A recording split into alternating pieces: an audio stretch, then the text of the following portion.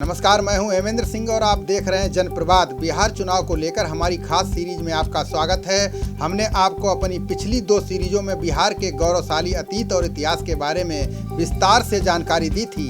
अगर आपने हमारा पिछला वीडियो नहीं देखा है तो पहले जनप्रवाद चैनल पर जाएं और वीडियो को देखें। साथ ही चैनल को सब्सक्राइब भी कर लें ताकि आप खबरों से रहें अपडेट। बिहार में चुनाव का बिगुल बज चुका है। एनडीए और महागठबंधन में सीटों का बंटवारा हो चुका है, जिसके अनुसार जेडीयू को 122 सीटें दी गई हैं। जेडीयू अपने कोटे से जीतनराम मांझी की पार्टी हमको 7 सीटें देगी। वहीं भाजपा के खाते में 121 सीटें आई हैं। भाजपा ने अपनी 121 सीटों में से वीआईपी को 11 सीट देने का ऐलान कर दिया है। गठबंधन की बात करें तो आरजेडी 144 सीटों पर चुनाव लड़ेगी। कांग्रेस 70 और वाम के घटक दलों को 29 सीटें दी गई हैं। इसी बीच जेएमएम आरजेडी पर विश्वासघात का आरोप लगाते हुए महागठबंधन से अलग हो गई है।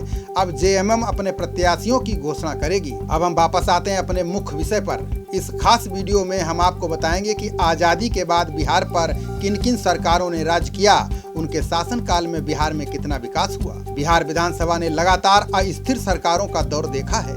अन्य उत्तर भारतीय राज्यों की तरह ही बिहार भी लंबे समय तक कांग्रेस का प्रभाव रहा। 1946 में श्री कृष्ण सिन्हा ने मुख्यमंत्री का पद संभाला और वे 1961 तक लगातार बिहार के मुख्यमंत्री रहे। श्री कृष्ण सिन्हा के बारे में दिलचस्प बात यह है कि वे बिहार प्रांत के प्रधानमंत्री भी थे, यानी पहले संयुक्त बिहार में भारत की तरह प्रधानमंत्री हुआ करते थे। आज हम सबसे पहले श्री कृष्ण सिन्हा के मुख्यमंत्री बनने की कहानी और उनके शासनकाल की बात करेंगे। 1946 में अन्य प्रांतों की तरह ही अंतरिम सरकार के गठन के दौरान श्री कृष्ण सिन्हा ने सत्ता की कमान अपने हाथ में रखी।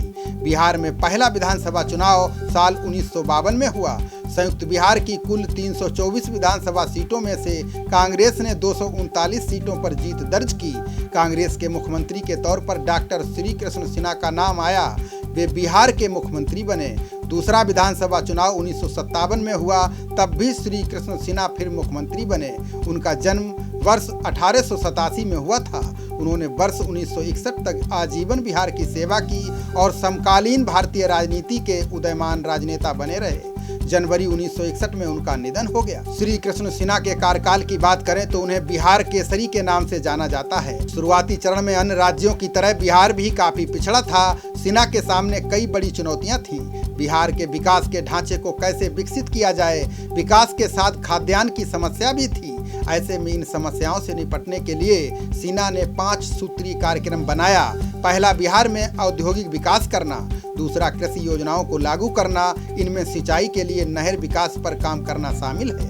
बाढ़ की समस्या से निपटने के लिए उन्होंने बांध बनाने पर जोर दिया। चूंकि उस समय तकनीक आज के समय जैसी नहीं थी, फिर भी उन्होंने बांधों पर काम शुरू किया। सिन्हा के सामने बिहार की गरीबी से निपटने की भी चुनौती थी। ऐसे में उन्होंने ग्रामीण विकास पर जोर दिया, जिसके लिए कई योजनाएं भी बनाई। उन्होंने समाज के सभी वर्गों के संतुलित विकास पर ध्यान देते हुए बिहार और देश को बहुत कुछ दिया।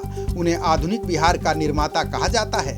ये कौन नहीं जानता कि श्री कृष्ण सिन्हा के 10 वर्षों के शासनकाल में बिहार में उद्योग, कृषि, शिक्षा, सिंचाई, स्वास्थ्य, कला और सामाजिक क्षेत्र में उल्लेखनीय कार्य हुए। उन्होंने आज़ाद भारत का पहला खाद्य कारखाना सिंदरी बनवाने में अहम भूमिका निभाई। एशिया का सबसे बड़ा इंजीनियरिंग कारखाना भारी उद्योग निगम HEC हटिया को स्थापित कराया। देश का सबसे बड़ा स्टील प्लांट सेल बोकारो बनवाया। उनके कई अन्य ड्रीम प्रोजेक्ट रहे, जैसे कोसी प्रोजेक्ट, पूसा सबौर का एग्रीकल्चर कॉलेज, बिहार भागलपुर, रांची विश्वविद्यालय, कई बड़े प्रोजेक्ट पर काम हुआ। सिन्हा के बारे में कहा जाता था कि उन्होंने भूमिहार ब्राह्मण समाज को अनुसूचित जाति संवर्ग में रखने की एक पहल करने की सोची थी। समाज के गणमान्य लोगों के सशक्त प्रतिरोध के कारण उन्हें अपना दृष्टिकोण बदलना पड़ा था। यदि वो अपने इस देश में सफल हुए होते तो आज भारतीय सियासत और प्रशासन में भूमिहार ब्राह्मणों को उपेक्षा का दिन नहीं देखना पड़ता। सच कहा जाए तो दूरदर्शिता के इन मायनों में वो पीएम नरेंद्र मोदी के समान अग्रसोची समझे जा सकते हैं, जिन्होंने गुजरात की अपनी अगड़ी जाति को पिछड़ी जाति में शामिल करवाकर अपार जन समर्थन हासिल कर लिया। सिन्हा के बारे में ये भी कहा जाता था कि जब वे पटना से दिल्ली दाखिल होते थे तो पीएम नेहरू की राजगद्दी हिलने लगती थी। सिन्हा का समकालीन राजनीति में कोई मुकाबला नहीं था। हम आपको अपनी अगली सीरीज में अन्य मुख्यमंत्रियों और उनके कार्यकाल की जानकारी देंगे।